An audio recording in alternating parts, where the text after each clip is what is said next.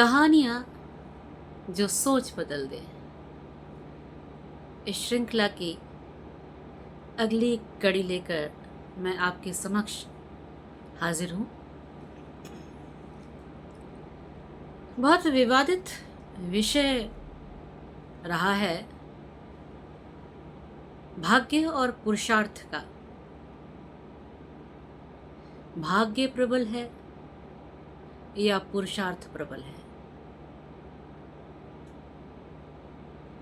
कर्म प्रधान है या भाग्य प्रधान है?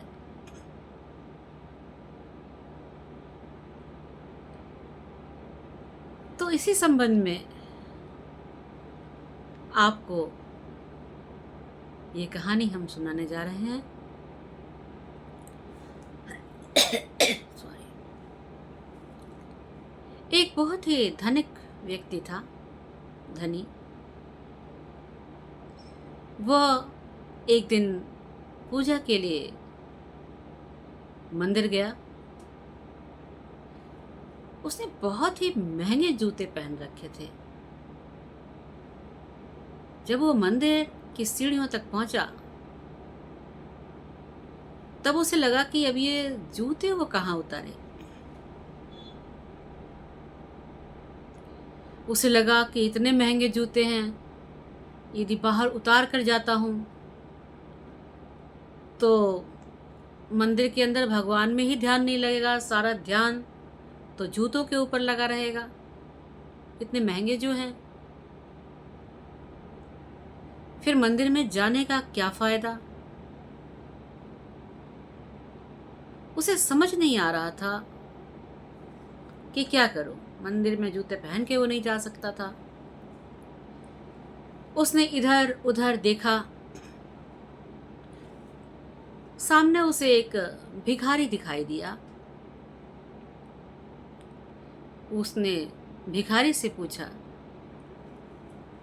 कि आप के पास मैं ये जूते छोड़ दूं? आप जरा इसका ध्यान रखना, मैं मंदिर से आऊंगा तो इसे ले जाऊंगा, आप तो यहीं बैठे हुए हो। भिखारी ने एक बार उस धनी व्यक्ति को देखा और बोले, ठीक है, जब तक आप नहीं आएंगे तब तक मैं इन जूतों की देखभाल करूंगा। वो धनिक व्यक्ति निश्चिंत हो गया कि चलो, ये विषय, ये समस्या का समाधान तो हुआ। वो मंदिर के अंदर गया, भगवत भजन करने लगा, पूजा करने लगा। और पूजा करते करते ही उसके दिमाग में एक चीज आई, एक बात आई। उसे लगा भगवान ने भी समाज में कितनी असमानताएं उत्पन्न कर रखी हैं। कोई अपने पैर में इतने महंगे जूते पहन के चल रहा है और कोई व्यक्ति भिखारी है, पेट भरने के लिए दिन भर भीख मांग रहा है। उसे उसके मन में एक हलचल सी मची कि ये असमानता क्यों?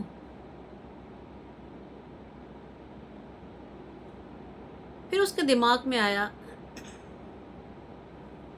कि उसने भिखारी को जूते देखने के लिए कह रखे हैं, बहुत गरीब है, दिन भर भीख मांगता है। आज मैं जब निकलूंगा ना तो उसे 100 रुपए दे दूंगा। अंदर ही अंदर, मन के अंदर बड़ा खुश हुआ वो कि भिखारी को दूंगा, फिर वो खुश होगा, वो अपना पेट भरेगा। और जब पूजा समाप्त हुई तो बड़ी खुशी से, प्रफुल्लित मन से वो मंदिर के बाहर निकला, सीढ़ियों से उतरा और जहाँ भिखारी के पास जूते छोड़ कर गया था वहाँ गया।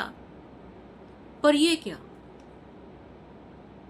न तो वहाँ भिखारी बैठा हुआ था और ना ही उसके जूते थे।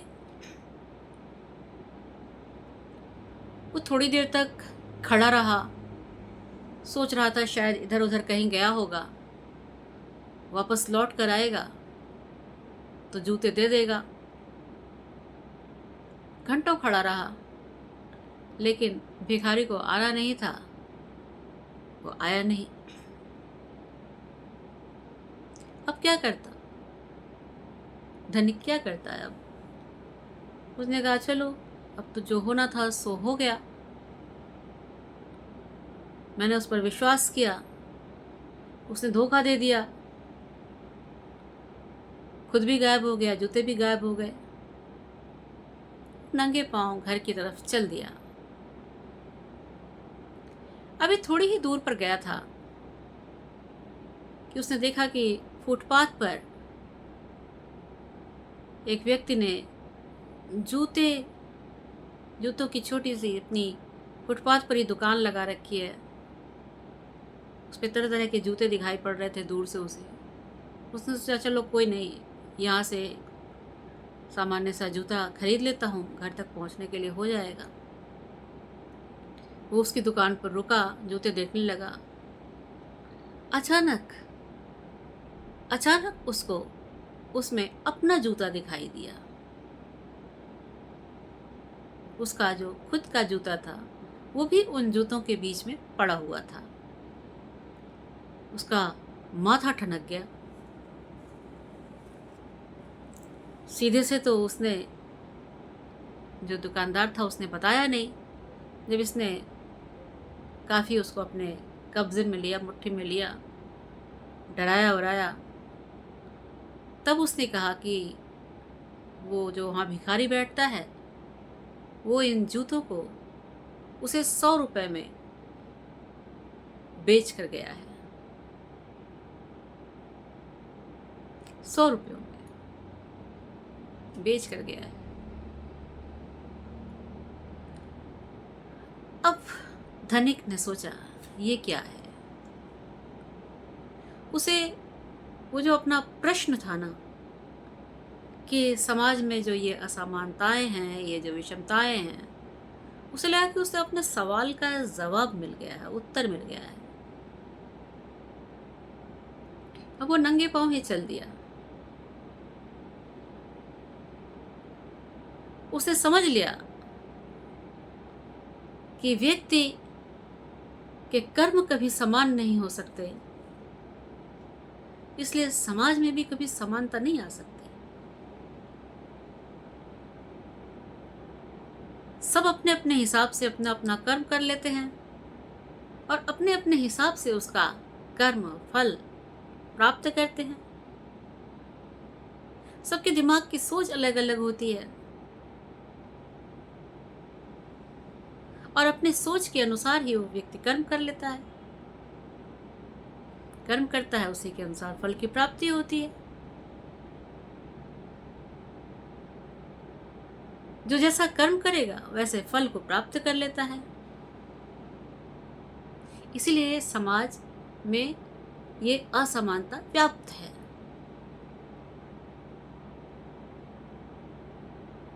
भगवान ने भाग्य में ये लिख डाला है कि व्यक्ति को चीजें क्यों, कब, कहाँ मिलेंगी, लेकिन उसने उसी के साथ उसका कर्म छोड़ दिया है।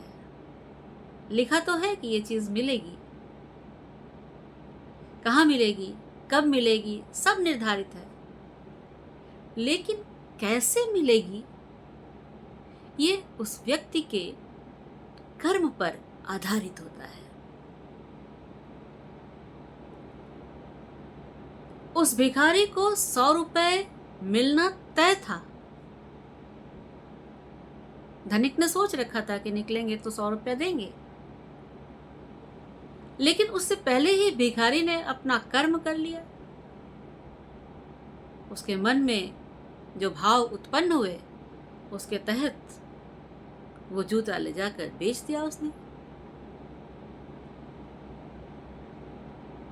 तो वो 100 रुपए कैसे प्राप्त हुए उसको?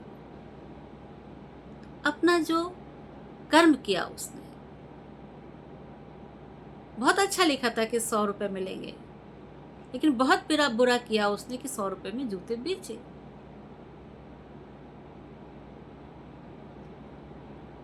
तो विधाता का की लेखनी तो चल चुकी है। अब हम उस लेखनी को कैसे अपने कर्म में बदलते हैं, किस प्रकार से हम उसको प्राप्त करते हैं, ये सब हमारा कर्म निर्धारित करता है। अब भगवान ने 56 भोग तो आपके समक्ष लगा दिए, लेकिन वो आपके मुंह में कैसे जाएगा? जब आप उस निवाले को तोड़ेंगे, उस चीज को उठाएंगे, अपने मुंह में डालेंगे, तब तो वो आपके मुंह तक पहुंचेगा। इसलिए कर्म प्रधान भी है।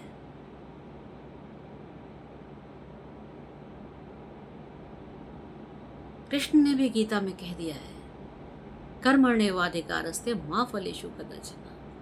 तुम अपना कर्म करो, अच्छे कर्म करो, जैसा तुम कर्म करोगे तत्पश्चात उसी के अनुसार तुम्हें फल की प्राप्ति भी होगी।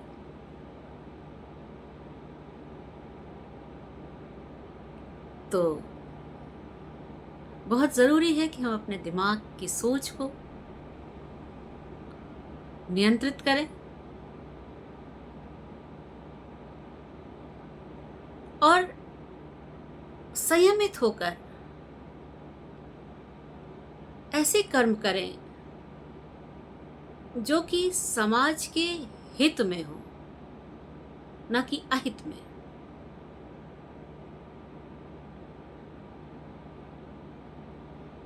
बाकी तो हानि लाभ जीवन मरण यश अपयश विधि हाथ, लेकिन आपके कर्म 100% सही होने चाहिए।